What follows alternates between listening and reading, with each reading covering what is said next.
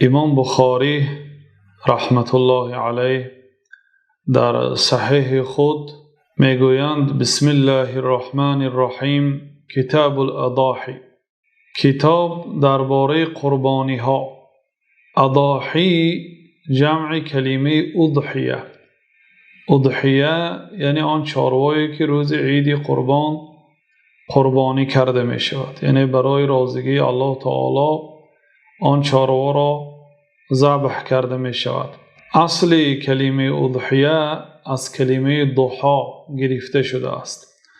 ضحی این وقتی بلند شدن روز، وقتی که آفتاب قدیه نیزه بلند می شود، از همان وقت نماز ضحی شروع می شود تا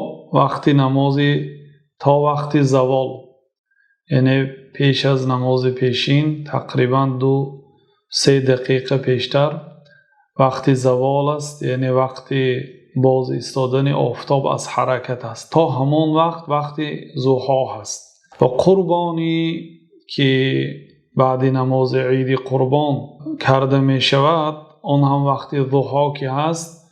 بنابراین حافظ ابن حجر و قاضی عیاض و غیره گفتند که از همین وقت قربانی نام این عمل گرفته شده، اضحیه گفته شد.